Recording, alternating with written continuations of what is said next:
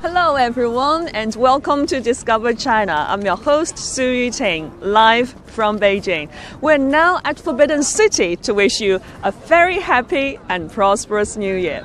Forbidden City is the largest ancient building at present in China, with a history spanning over 500 years. It is the place where emperors of Ming and Qing dynasties lived, worked, and entertained. Every detail here reveals the royal authority. And several centuries ago, in the Ming and Qing dynasties, that many New Year ceremonies will be held right here in the Forbidden City, and civil and military officers will be called to visit, and they will bring gifts for the emperor. And then the emperor would hold elaborate banquets for all state ministers here at the Forbidden City. Over the next 30 minutes, we will just take you to explore this magnificent architectures here at the Forbidden City, and we will also take you to take a look at exactly the place where those kind of very significant ceremonies were held. That is the Hall of Supreme Harmony, and in Chinese it is Taihedian. It is one of the most exquisite imperial palaces in the Forbidden City.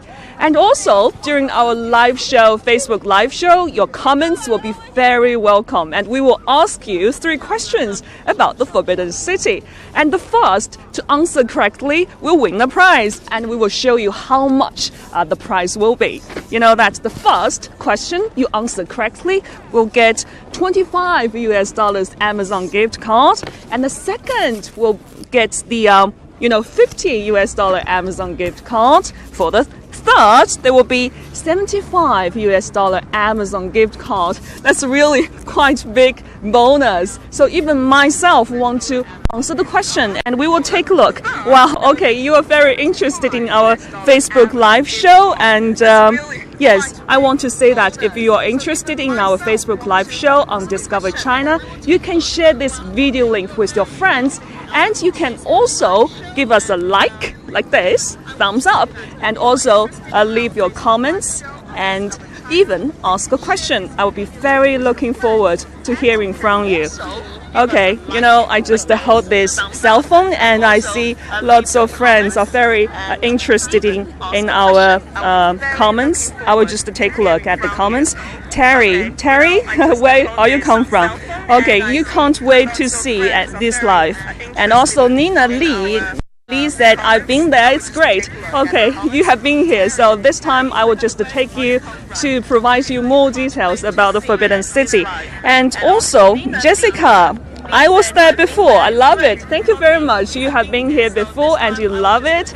Wow, it's great. And also, Christoph, I've been here for a year and have never seen so many magnificent things. Okay, thank you very much for all your comments, and we wish you a very happy and prosperous New Year. And you know that here in the magnificent architecture in the Forbidden City, we will take you to explore this very detailed thing here in the Forbidden City. And I will also ask you this first question. So are you ready? My very friendly Facebook followers, you can just answer the first question. So I will raise the first question to you. During the ancient times, what was the only color that was used by the royal family? You can find the answer in the current screen. Just zoom in a little bit and let our Facebook followers get the answer. Okay, you can send your answer as quickly as possible. Okay. We will check if you just give us the answer to the first question. I will repeat the first question once again. During the ancient times, what was the only color that the royal family could use? Just write down as soon as possible. You will win the first prize. Be quick, be quick. Oh, I just see someone give us the comments. Okay, Lipka, hello. You see yellow, yes, yellow. That's the correct answer. Congratulations, yellow is the correct answer. Okay, and you know that I just bought lots of souvenirs here at the Forbidden City, and you know that I will show you some other things in yellow. Well, this is a very fashionable and useful fan. The fan I'm holding right now cannot be used in ancient times because it is yellow. Yellow was the only color exclusively for the royal family. And you know that just to take a closer look at the Chinese characters at this fan, 正极服人矣. Well, literally, it means the emperor, was born with good luck. Okay, it's quite cold here, but if you come to visit Forbidden City during searing summertime with very high temperature, this fan will be quite useful and fashionable. So if you visit the Forbidden City next time, you can buy this very fashionable fan yourself. Okay, thank you very much. And we would like to show you another thing that is a very delicate hair clasp. Would you please give me the hair clasp? Yes, okay. Well, this one is very beautiful one. You can see a dragon and a phoenix. Well, dragon stands for the emperor, and the phoenix, it's a symbolize of the empresses. And I would like to show you, it's very delicate. You see the double happiness symbol. You know, there are two copies of the Chinese character Xi, and Xi, literally in Chinese, it means joy, and double happiness symbol is a very traditional ornament design commonly used as a decoration as well as a symbol of marriage. And you can also see this double happiness symbol all over China during the wedding ceremonies, and it's often given to the bride and groom. So I would like to give this very delicate hair clasp to my friend Ruijia. I will just put this hair clasp on her hair. Wow, it's so gorgeous, Ruijia. It looks pretty. Thank you. Okay, so let's show to our audiences.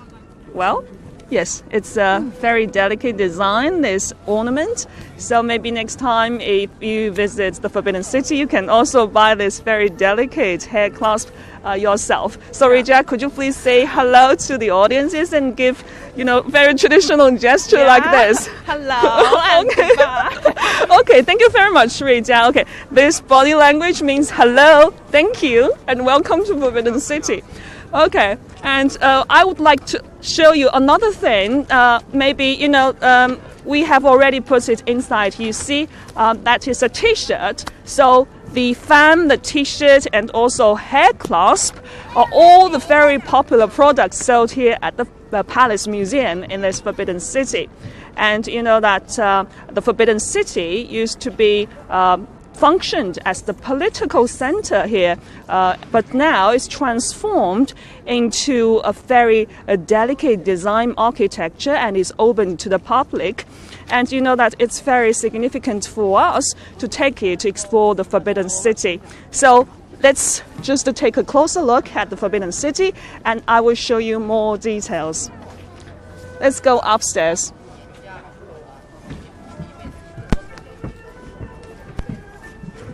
Mind your step.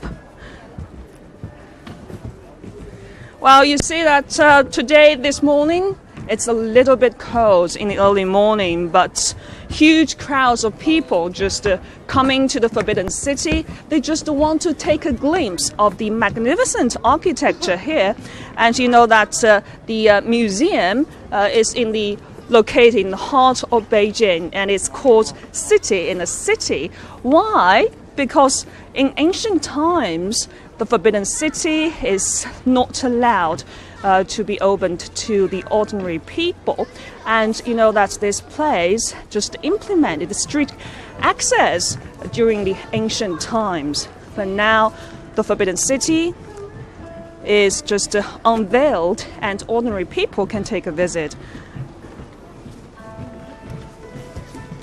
You see behind me there are lots of people coming to visit the Forbidden City, and this gate, named Meridian Gate, generally visitors come to visit the Forbidden City through the Meridian Gate. It is also the largest gate in the Forbidden City. It measures about 37.95 meters. That's very high, exactly. And it's also functioned as a political area in ancient times. And this area has two main purposes. One is to issue the emperor's edicts, and the other one is to function as a location where a minister would be punished if he angered the emperor. And the Forbidden City is divided into two parts. The front part is exactly where, some of the very important ceremonies and activities were held, and the state affairs will be dealt with. And also, the back part of the Forbidden City is exactly the emperor's workplace and living place. And if you just come to Forbidden City for the first time, and if you cannot speak any Chinese, it doesn't matter, because that Chinese people here are very friendly, and you can get also a very friendly services all over here in the Forbidden City. Well, for example, just to take a look, there is a very delicate devices. That's the automatic device. You can just spend not that large amount of money. You can just rent this one and put the earphone on your head. And wherever you travel, you just stand in front of the very typical architecture or some of the curiosities or rare treasures, and just put on those earphones on your head. So no matter who you are, where you come from, what kind of language you speak, no matter it is English, Chinese, Italian, German, French, or even Spanish and Arabic, you can just choose one of the language that you could speak. Okay, and it's not that expensive. As you can see, it's only cost about 40 RMB, that is about $5 to $6. So it's not that expensive.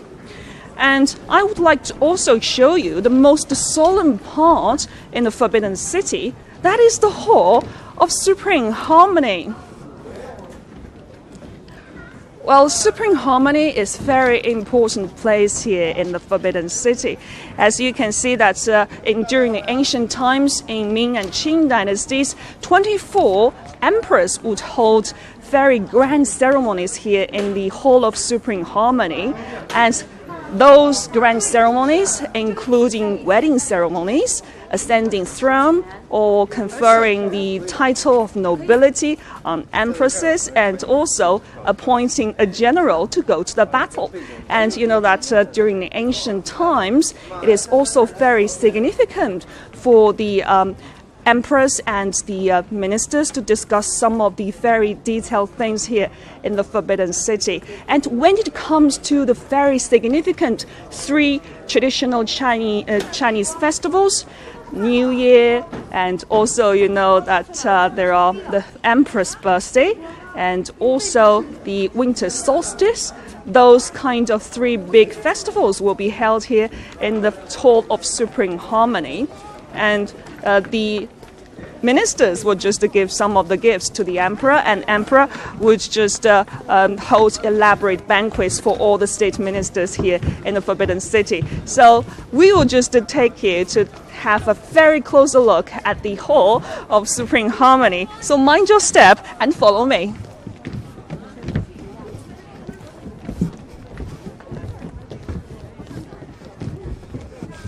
Well, I myself really get very excited because we are now getting quite closer to the Hall of Supreme Harmony. It's a magnificent architecture, and you can see that during ancient times it functioned as a political center, but nowadays more and more people want to just take a look by themselves about the Forbidden City. And now we're standing in the square of the in front of the Hall of the Supreme Harmony. It's really magnificent, and as you can see behind me, there are lots of people. They want to take photos. Family members want to just take photos and to record this very precious memory. And you just visit the Forbidden City. Well, in Ming, during the Liao Chao, for that's very kind of significant event. In order to attend the morning course, ministers must get very early in the morning, and they would just travel almost half of Beijing to arrive at the Meridian Gate before 3 a.m. That's really early, and they just wait there for the call. And when the bell of the Meridian Gate rings for the first time, ministers would just line up, and then the next bell rings, the ministers would just enter this very typical Hall of Supreme Harmony and the Forbidden City in the proper order. And then after passing Jinshui Bridge and Taiwu Gate, they just arrive here in the square in front of this Hall of Supreme Harmony. And they just make lines and standing on the two sides of this square.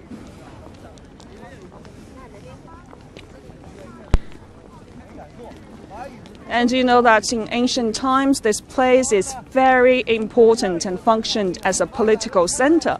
But nowadays, it is open to the public, and more people would like to see themselves to the Forbidden City.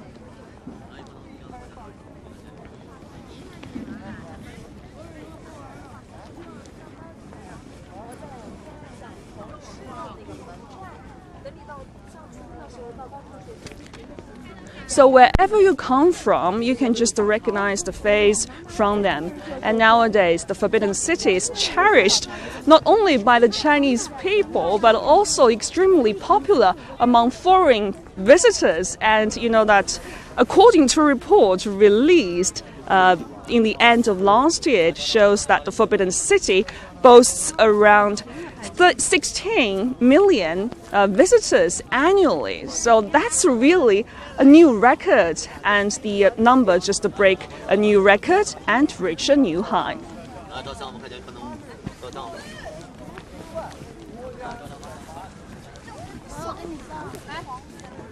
Well, if you like our Facebook live show, you can share the link with your friends. You can give us a like, leave some comments, or even ask a question. I'll be very looking forward to hearing from you. And you know that in ancient times, the ministers would just come here at the very significant holidays. For example, the winter solstice, New Year, and even the emperor's birthday. The ministers would bring gifts for the emperor, and the emperor would hold elaborate banquets for them. And you know that we're now right in the in front of the Hall of the Supreme Harmony.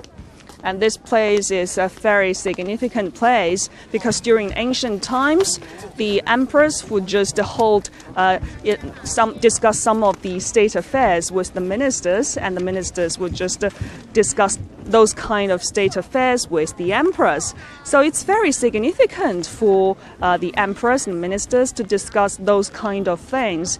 And we would like also to show you some of the routes of the emperor. And you know that the emperor just live inside the palace, and he does not need to get up that early in the morning, and he does not need to travel that long way, because the emperor is just lived in this Forbidden City, and his exclusive bedroom was in the Palace of Heavenly Purity that is only 500 meters away from the Hall of Supreme Harmony. So the emperor does not need to get up that early in the morning, and it's very significant for them to discuss the state affairs with the ministers. So it's lucky for the emperor, right? And you know that we can also take a look at this very magnificent base. It has 3 steps. These steps are made of the white marble stones, and as you can see, they're all surrounded by the carved railings, and under the railings there is the drainage system, which is made of the head of the dragon pattern. And you know that when it comes to the heavy raining days, and you can just view the very magnificent sight of the dragon spouting water. And there are also 18 bronze vessels. And you know that there is a sundial, and on the other side there is a metric instrument. Those kind of things are the very significant measuring tools that you can see in front of me. Just to take a closer look at this bronze vessel, it's very significant.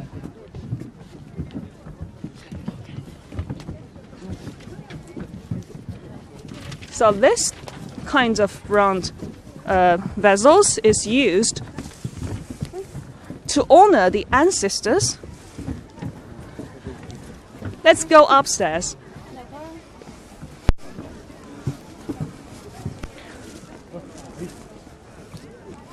Hey, hello. Yes, we're now just in the Hall of Supreme Harmony. And as you can see, there are 18 bronze vessels around me, and it said that only the emperor could have 9 bronze vessels. And at the platform, there are 2 pairs of animals that symbolize the longevity. Can you guess what these animals are? You may see crocodiles, or you may see dragon. No, it's not dragon. Dragon symbolizes the emperor. And phoenix? No, it's not phoenix.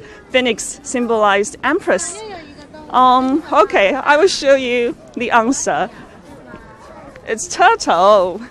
Turtle stands for longevity because turtle live in the ocean and he can live for thousands of years. And we can also show you another animal.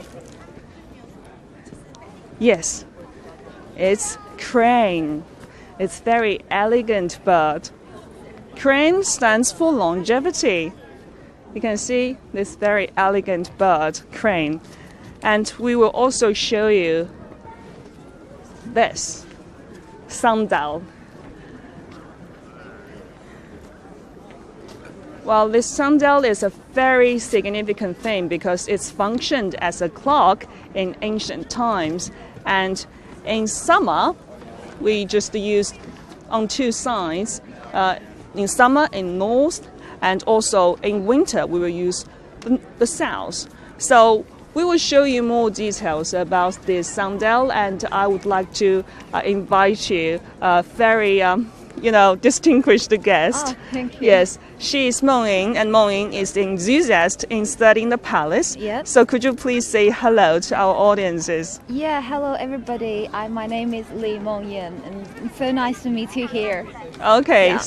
I'm so great to invite you on Discover China Facebook Live show. Mm-hmm. And you know that we are just talking about this sundial. Yeah. Yes, this sundial is very significant because it's just a function as a clock in ancient times. So could you please tell us how does it work? Yeah, look at this picture. And the sundials, we can know the length and the direction of sundials. And from the length and direction of sundial reflected on the sundial's disk. On this picture, we can know what time it is. For example, it should be look at this picture. Yeah. Yes, it's very yeah. delicate one, right? Yeah, and it could be 6 a.m. when it is here, but it will be at noon when the shadow is here. So it's very interesting. Wow, that's great, Meng Ying. So you just tell us the function of this sundial, and could you please tell us more about your experiences visiting the Palace Museum? Yeah, actually, I have visited here for so many times that I cannot tell you the exact numbers.